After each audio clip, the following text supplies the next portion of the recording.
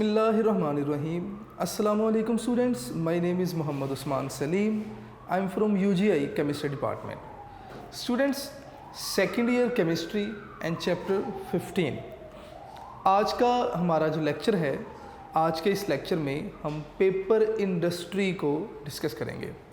Paper industry important topic है और इस टॉपिक में से कुछ सब टॉपिक्स को एज शॉर्ट क्वेश्चन या एज लॉन्ग क्वेश्चन भी पूछा जाता है। जैसे जैसे हम अपने लेक्चर को प्रोसीड करेंगे, मैं इम्पॉर्टेंट चीज़ें आपको बताता भी जाऊंगा।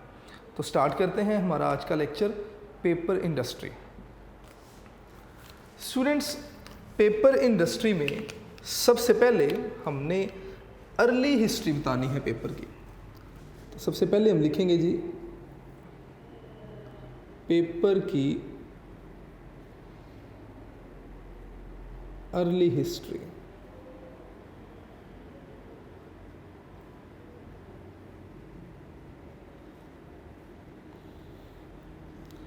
स्टूडेंट्स, अर्ली हिस्ट्री में सबसे पहले एक बहुत ही important MCQ, that is the word paper.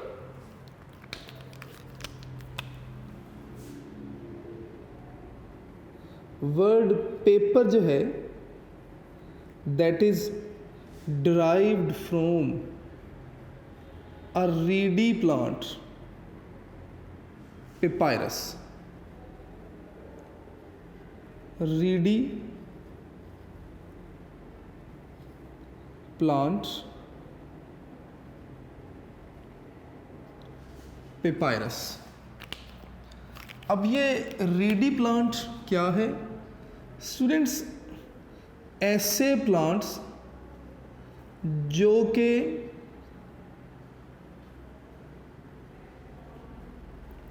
बात को गौर से सुनेंगे, ऐसे प्लांट्स जो कि नुकीले, जिन पर झाड़ी मौजूद हो, ऐसे प्लांट्स को हम रीडी प्लांट्स कहते हैं। ऐसे प्लांट्स को हम रीडी प्लांट्स कहते हैं।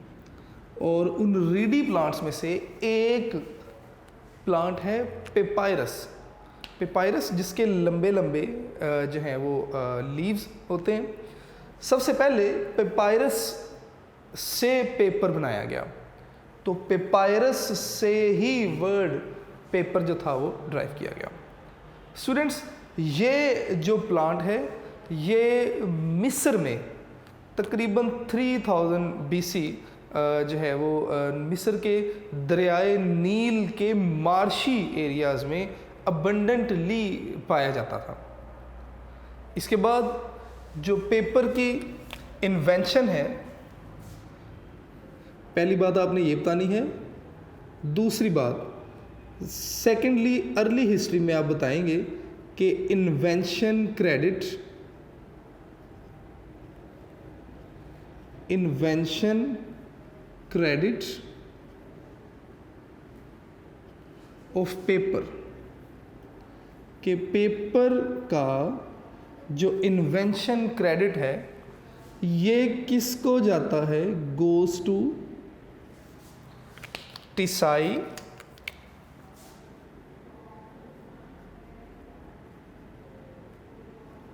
टिसाई Lun, China, which is the name of a person. इस पर्सन को पेपर की इन्वेंशन का क्रेडिट जाता है। और ये कौन थे? ये एक ऑफिशियल अटैच्ड पर्सन थे with imperial court of China. तो मैं यहाँ पर लिख दूंगा कि अटैच्ड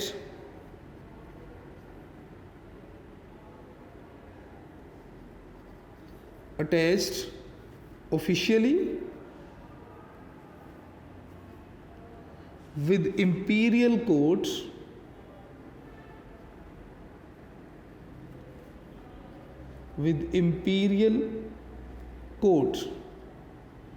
शाही अदालत ऑफ चाइना, जो कि चाइना की शाही अदालत के साथ अटैच थे। इन्होंने पहली बार पेपर बनाया। किस तरह से पेपर बनाया? इन्होंने मलबरी की स्टाक्स को इस्तेमाल किया, मलबरी की छालों को इस्तेमाल किया। तो मैं यहाँ पर लिखूँगा used bark of mulberry, mulberry शहतूत की छालों को, मलबरी हम कहते हैं शहतूत के दरख्त को। मैं यहाँ पर लिख भी देता हूँ, ले जी, इन्होंने शहतूत की छालों को इस्तेमाल किया। फिर क्या किया, इन्होंने मलबरी को मिक्स किया, किसके साथ, लाइम के साथ। बिल्कुल, इन्होंने मलबरी को ट्रीट किया, ट्रीटेड विद लाइम, लाइम के साथ ट्रीट किया CaO, और मिक्स किया, mixed with bamboo and other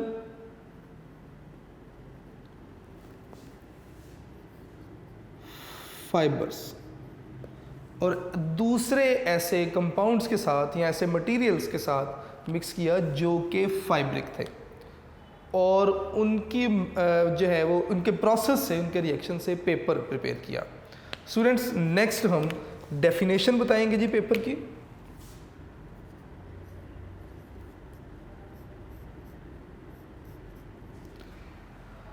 paper की डेफिनेशन क्या है, वो कहता है जी कि पेपर शीट ऑफ मटेरियल जो कि कैसे बनी, made up of a network of natural cellulosic fibre which have been deposit from an aqueous suspension. Sheet of material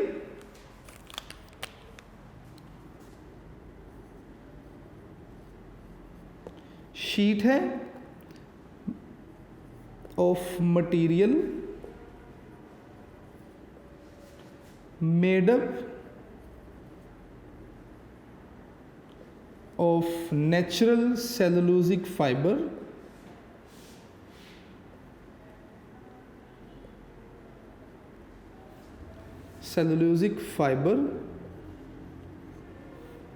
और ये जो नेचुरल सेलुलोजिक फाइबर हैं इन्हें हमने डिपॉजिट किया फ्रॉम एन एक्वस सस्पेंशन। मैं सारी डेफिनेशन का मतलब भी अभी डिस्कस करूंगा। Deposit by an aqueous suspension।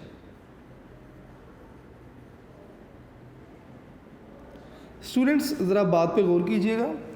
उन्होंने कहा कि शीट ऑफ मटेरियल है, शीट है जो कि कैसे बनाई गई, नेचुरल सेलुलोजिक फाइबर।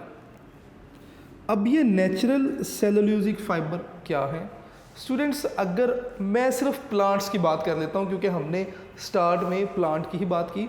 अगर आप प्लांट्स देखेंगे ना तो प्लांट्स में सेलुलोजिक फाइबर मौजूद हैं, फाइब्रिक मटेरियल होता है प्लांट।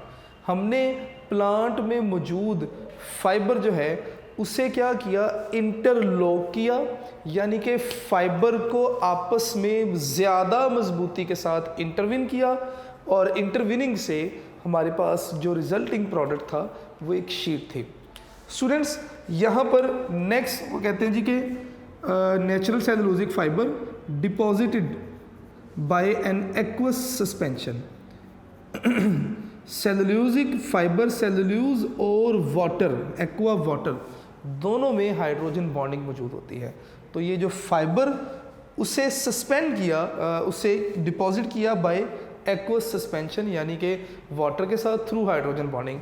डेफिनेशन में क्या बताना चाहा जा रहा है ये इंशाल्लाह जैसे जैसे लेक्चर आगे चलेगा आपको मज़ीद जो है वो बातें क्लियर होती जाएंगी। कहते हैं जी कि इस प्रोसेस से हमारे पास जो रिजल्टिंग मटेरियल मिलता है, रिजल्टिंग मटेरियल जो हमें मिला क्या है, is a network of intervening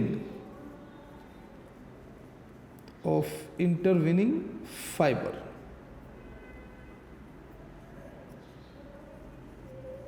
इसका मतलब क्या है? कहते हैं जी इस प्रोसेस से हमें जो रिजल्टिंग मटेरियल मिला वो नेटवर्क है इंटरविनिंग का मतलब इंटरलॉकिंग या इंटरलॉकिंग मैं यहाँ पर लिख देता हूँ फाइबर, यानी कि फाइबर्स आपस में इस तरह से इंटरलॉक हुए कि आपके पास एक फाइबर्स का एक नेटवर्क बन गया जो कि एक शीट की फॉर्म में था जिसे आप एज पेपर जो है वो इस्तेमाल करते हैं। स्टूडेंट्स, ये चीज़ें बताने के बाद अब हमने क्या करना है, हमने पेपर के रॉ मटेरियल बताने हैं। तो नेक्स्ट हम हेडिंग लिखेंगे जी रॉ मटेरियल, और ये अक्सर एज शॉर्ट क्वेश्चन पूछ दिया जाता है कि right raw material used for paper preparation या paper industry. Raw material. Students, मैं दोबारा रिपीट करता चलूँ, इंपॉर्टेंट शॉर्ट क्वेश्चन है, आपसे अक्सर पूछ लिया जाता है कि राइट रॉ मटेरियल या what are woody and non woody raw materials. तो सबसे पहले हम नॉन वुडी रॉ मटेरियल्स बता देंगे कि पेपर इंडस्ट्री में जो नॉन वुडी रॉ मटेरियल इस्तेमाल होते हैं वो कौन कौन से हैं। तो ले जी non woody raw material. Students, non woody raw material में सबसे पहले आप बताएंगे कि वीट स्ट्रॉ है। Total 9 non woody raw material हैं। Number 1 is wheat straw, number 2 is rice straw, wheat straw जिसे आप वैसे गांव में या उर्दू में या पंजाबी में भूसा भी कहते हैं। जब गंदम हम निकाल लेते हैं ना तो ये वो जो येलो कलर की छाल सी बचती है वो जिसे आप भूसा कहते हैं, that is called wheat straw. इसी तरह राइस स्ट्रॉ, जब हम चावल की खेती करते हैं तो हमारे पास चावल को निकालने के बाद वो जो स्ट्रॉ से बचते हैं जिसे हम पराली कहते हैं, इसे आप राइस स्ट्रॉ कहते हैं। इसी तरह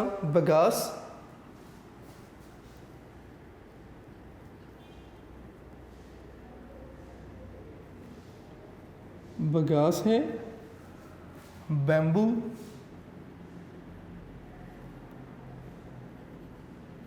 बांस जिसे आप कहते हैं, रैग,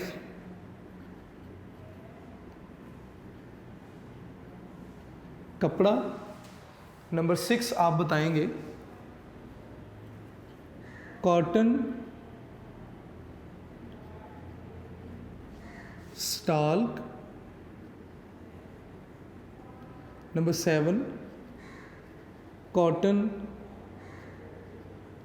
लिंटर।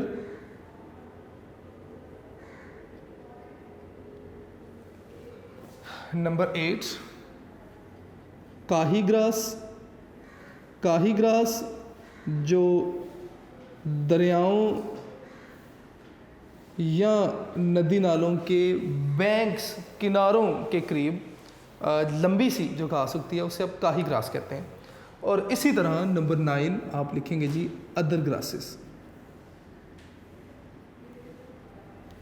ये total 9 non woody raw material हैं for the preparation of paper. जबकि अगर हम बात करें वुडी रॉ मटेरियल की, तो वुडी रॉ मटेरियल में 3 तरह के आपके पास जो है वो मटेरियल आ जाते हैं। पॉपुलर आ जाता है, इसी तरह जो है वो यूकलिप्टस आ जाता है, और लास्ट में आपके पास डोगलस आ जाता है।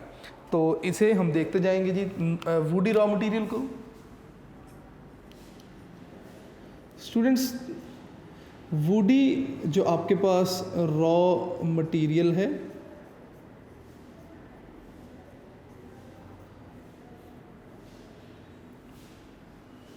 इसमें 3 तरह का मटेरियल आपको बता दिया गया।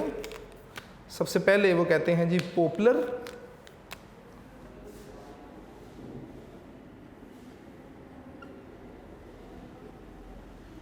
पोपलर, जिसे ना आप चिनार का दरख्त भी कहते हैं, और इसकी जो स्टेम है, ठीक है, उसे आप एज रॉ मटेरियल इस्तेमाल करते हैं। इसी तरह यूकलिप्टस है,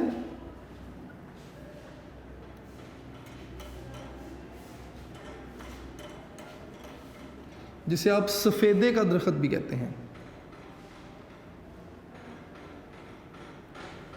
ठीक है। और लास्ट में डोगलस है।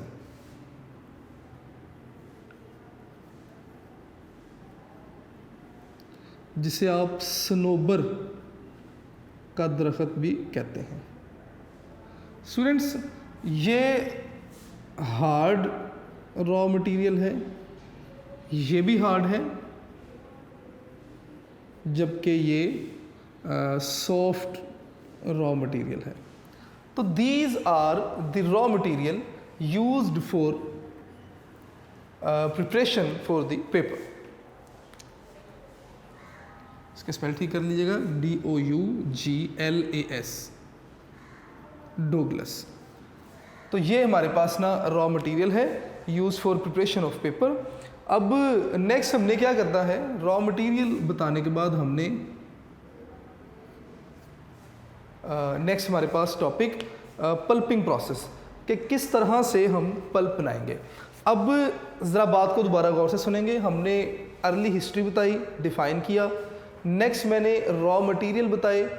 दो तरह के रॉ मटेरियल इस्तेमाल हो सकते हैं, नॉन वुडी और woody raw material. Non woody, woody में डिफरेंस क्या है स्टूडेंट्स? ये जो रॉ मटेरियल है ना, ये कट स्टेट में होंगे, चिप्स फॉर्म में होंगे, ग्रासेस होंगी, वो भी नॉन वुडी हैं। लेकिन अगर मैं वुडी रॉ मटेरियल की बात करूं, तो अगर हम किसी पूरे एक ट्री के ऊपर वाले हिस्से को काट दें और हमारे पास जो स्टेम बचता है, वो पूरे का पूरा स्टेम एक पीस ऑफ वुड है, एक लंबा सारा पीस ऑफ वुड है, तो आप उसे कट करते हैं और फिर फर्दर प्रोसेस करते हैं, तो वो पॉपुलर ट्री, यूकलिप्टस और डोगलस, इनके जो स्टेम हैं उन्हें इस्तेमाल किया जा सकता है। तो obviously they are in wood form, तो आप इन्हें वुडी रॉ मटेरियल कहते हैं। स्टूडेंट्स, नेक्स्ट हमारे पास रॉ मटेरियल बताने के बाद पल्पिंग प्रोसेस आ जाएगा। पल्पिंग प्रोसेस क्या है? पेपर बनाने के लिए सबसे जो इम्पोर्टेंट प्रोसेस है, दैट इज़ पल्प मेकिंग। कि आपने पहले पल्प बनानी है, जो आपके पास रॉ मटेरियल है आप उसकी एक पेस्ट बनाते हैं। उस पेस्ट को मैं पल्प का नाम दे रहा हूँ। पेस्ट कैसे बनेगी रॉ मटेरियल से? हमारे पास 3 प्रोसेस हैं। तो नेक्स्ट मैं यहाँ पर लिखूँगा जी कि पल्पिंग प्रोसेस,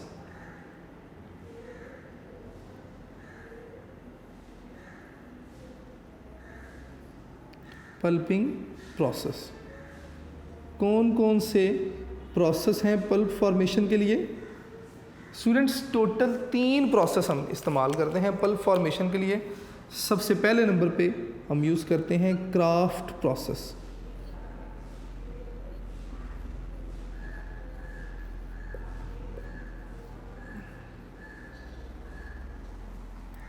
पहले नंबर पे हमने इस्तेमाल किया क्राफ्ट प्रोसेस, जो कि अल्कलाइन इन नेचर होता है, यानी कि इसमें अल्कलीज को एज एडिटिव इस्तेमाल किया जाता है।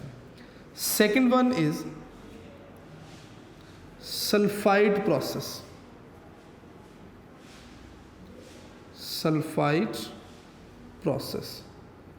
Sulphide process is acidic in nature.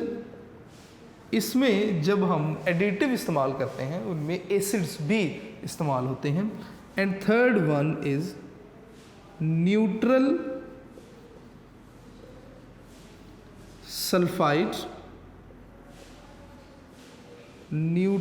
Sulphide semi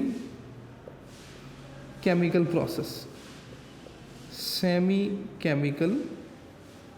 process. इस प्रोसेस को हम NSSC भी कहते हैं। तो मैं यहाँ पर लिख देता हूँ जी कि NSSC ले जी। इस प्रोसेस को हम NSSC भी कहते हैं। स्टूडेंट्स, हमारे यहाँ पाकिस्तान में NSSC प्रोसेस जो है वो इस्तेमाल किया जाता है। NSSC प्रोसेस इस्तेमाल करने की रीज़न क्या है? कहते हैं जी कि ये जो प्रोसेस है NSSC, ये प्रोसेस हम इस्तेमाल करते हैं पाकिस्तान में। क्यों? उसकी रीज़न क्या है? दो रीज़न्स हैं। Chemical recovery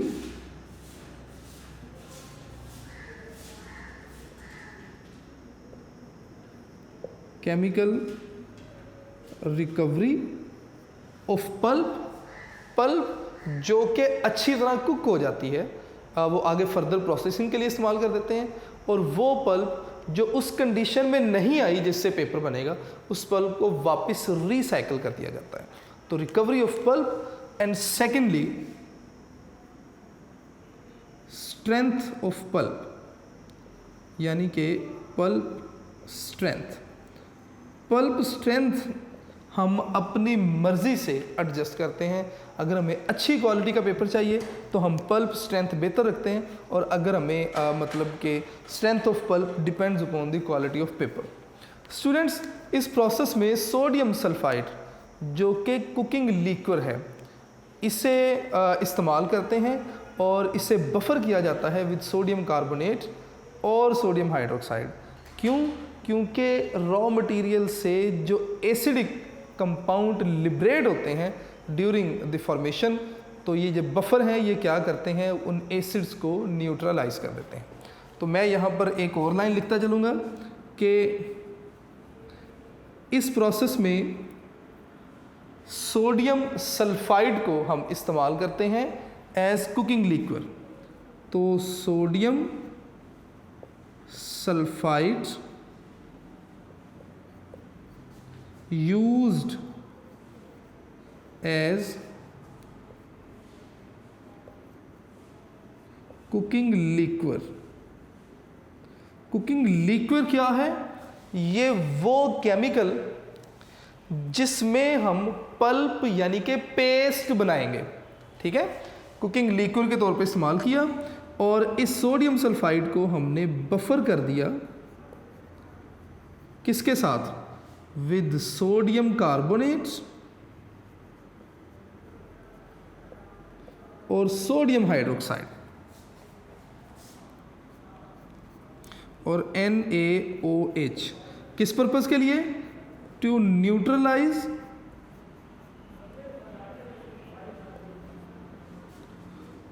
organic acids, to neutralize organic acid liberated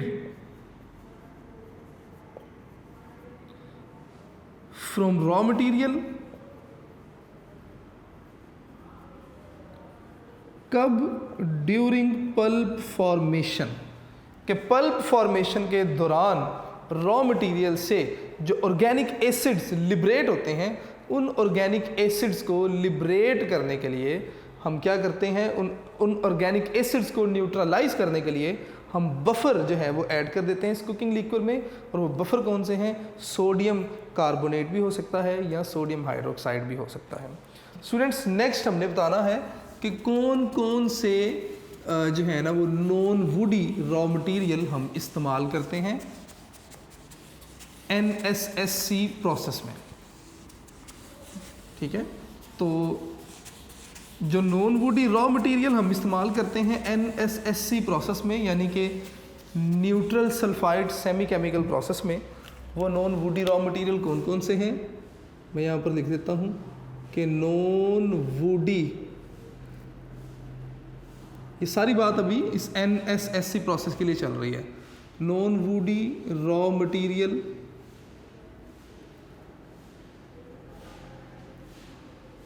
used. कौन कौन से नॉन वुडी रॉ मटेरियल हम इस प्रोसेस में इस्तेमाल कर सकते हैं? स्टूडेंट्स, वीट स्ट्रॉ है, इसी तरह से राइस स्ट्रॉ है। राइस स्ट्रॉ के बाद हम बगास, कॉटन लिंटर और रैग्स वगैरह को इस्तेमाल कर सकते हैं। तो मैं यहाँ पर लिख देता हूँ कि वीट स्ट्रॉ,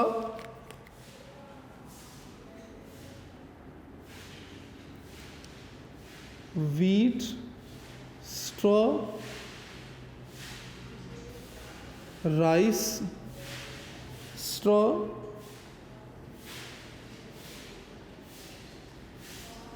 cotton linter,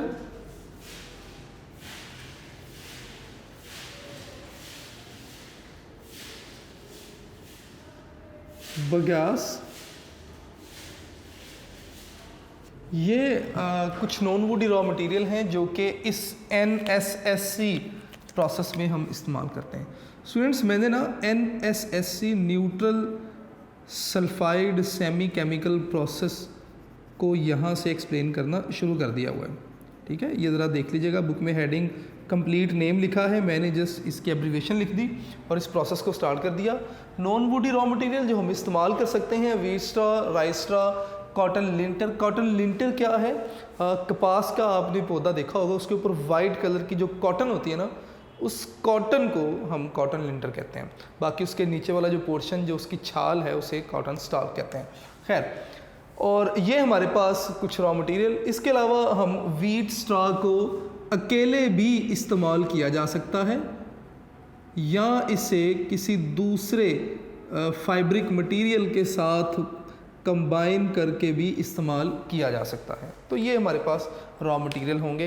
अब जो आपके पास प्रोसेस है, ये प्रोसेस 10 स्टेप्स पर कंसिस्ट करता है। ठीक है, और उन 10 स्टेप्स में हम बारी बारी सारे स्टेप्स को डिस्कस करते जाएंगे। सबसे पहला जो हमारे पास स्टेप आएगा, that is cutting of raw material.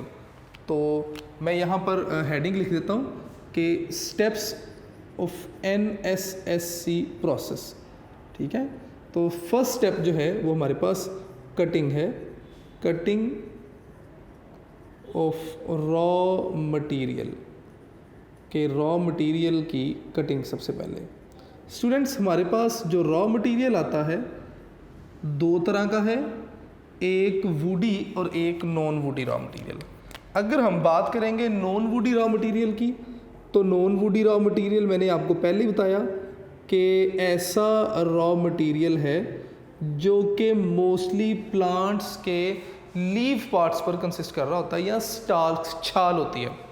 ठीक है, तो ये नॉन वुडी अगर आपके पास रॉ मटेरियल होगा तो ये पहले से ही प्री कट स्टेट में होगा, प्री कट स्टेट में होगा।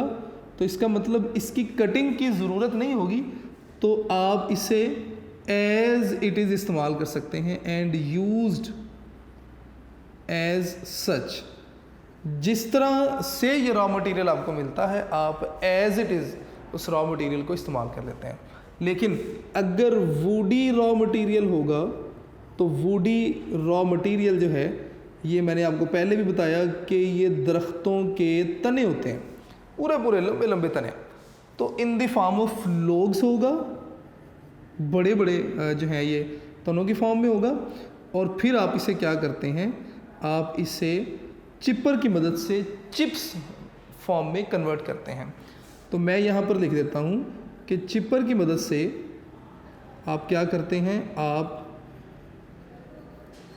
चिपर की मदद से इसे चिप्स फॉर्म में कन्वर्ट करते हैं। चिप्स फॉर्म में आप इसके छोटे छोटे पीसेस जो हैं वो बनाते जाते हैं।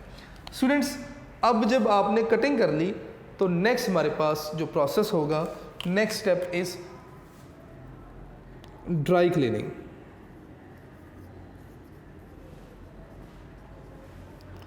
ड्राई क्लीनिंग में हम क्या करते हैं, हम हॉट एयर ब्लोन करते हैं।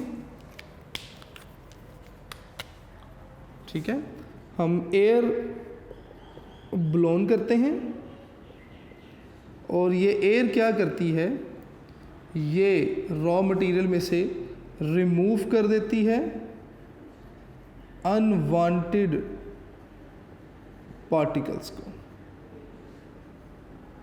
अनवांटेड पार्टिकल्स को रिमूव कर दिया जाएगा। स्टूडेंट्स, ड्राई क्लीनिंग के बाद हमारे पास जो नेक्स्ट प्रोसेस होगा, दैट इज़ वेट क्लीनिंग।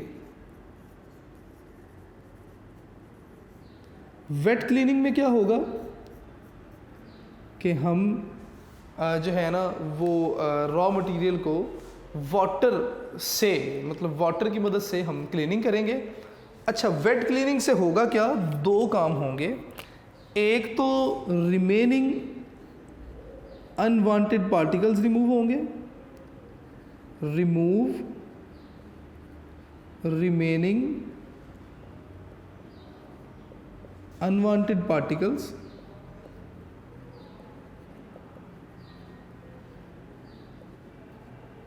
पहले नंबर पर रिमेनिंग अनवांटेड पार्टिकल्स रिमूव होंगे। दूसरे नंबर पर जो सॉल्युबल पार्टिकल्स हैं वो वाटर में डिज़ोल्व होंगे, वो भी रिमूव हो जाएंगे। सॉल्युबल पार्टिकल्स रिमूव, तो दो काम होंगे ड्राई क्लीनिंग से। रिमेनिंग अनवांटेड पार्टिकल्स भी रिमूव हुए और जो सॉल्युबल पार्टिकल्स हैं वाटर में वो भी क्या हो जाएंगे, रिमूव हो जाएंगे। स्टूडेंट्स, ड्राई क्लीनिंग और वेट क्लीनिंग के बाद नेक्स्ट हमारे पास जो स्टेप है दैट इज स्क्रीनिंग। स्क्रीनिंग किस पर्पस के लिए, to remove over size particle. ठीक है, स्क्रीनिंग क्यों रिक्वायर्ड होती है, आपने स्मॉल साइज पार्टिकल्स को ड्राई क्लीनिंग या वेट क्लीनिंग से रिमूव कर लिया, अब आपने ओवर साइज पार्टिकल्स को रिमूव करना है, तो हम स्क्रीनिंग करेंगे। स्क्रीनिंग दो तरह से होगी, बाय मैग्नेटिक सेपरेटर या बाय, बल्कि दो स्टेप इसमें इन्वॉल्व होंगे, मैं साथ साथ लिखता भी चला जाऊंगा। फिलहाल नेक्स्ट स्टेप जो हमारे पास है दैट इज स्क्रीनिंग। स्क्रीनिंग हम क्यों करते हैं, to remove over size particles. Small size particles को ड्राई और वेट क्लीनिंग से रिमूव कर लिया, अब ओवर साइज पार्टिकल्स को रिमूव करना है, तो मैं यहाँ पर लिखूंगा to remove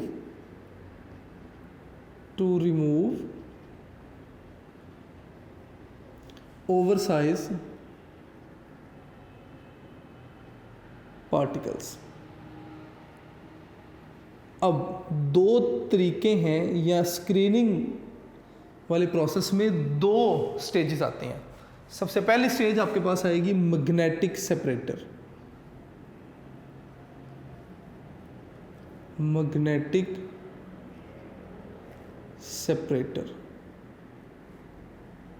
students, magnetic separator की मदद से हम रिमूव करते हैं मैग्नेटिक पार्टिकल्स को, जैसे आयरन पीसेस हैं, बोल्ट्स हैं, नेल्स हैं। ठीक है, तो मैं यहाँ पर लिख देता हूँ कि आयरन पीसेस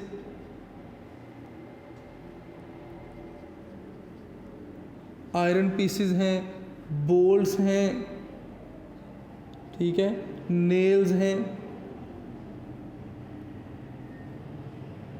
तो आप ना मैग्नेटिक सेपरेटर की मदद से इन अनवांटेड आयरन पार्टिकल्स को रिमूव करते हैं। कैसे, आपके पास ना एक मैग्नेटिक बेल्ट चल रही होती है, आपने रॉ मटेरियल को मैग्नेटिक बेल्ट पे रखा, मैग्नेटिक बेल्ट चलते चलते जैसे ही रोटेट करेगी तो क्या होगा कि रॉ मटेरियल एक तरफ गिरता जाएगा, जो आपके पास आयरन पार्टिकल्स होंगे तो वो क्या करेंगे, मैग्नेटिक बेल्ट के साथ स्टिक रहेंगे और वो किसी दूसरी पोजीशन पर जाकर गिरेंगे। तो इस तरह से आपने आयरन पार्टिकल्स को मैग्नेटिक सेपरेटर की मदद से जो था वो क्या किया, सेपरेट किया। दूसरा मेथड आपके पास होगा सेंट्री क्लीनिंग, जो दूसरी स्टेज इसमें आएगी that is sentry cleaning. Sentry cleaning क्या है स्टूडेंट्स, सेंट्री क्लीनिंग की मदद से आप रिमूव करेंगे,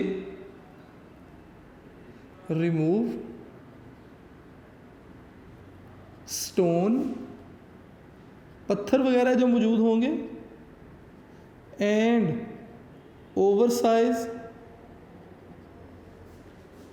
ट्रबलसम पार्टिकल्स।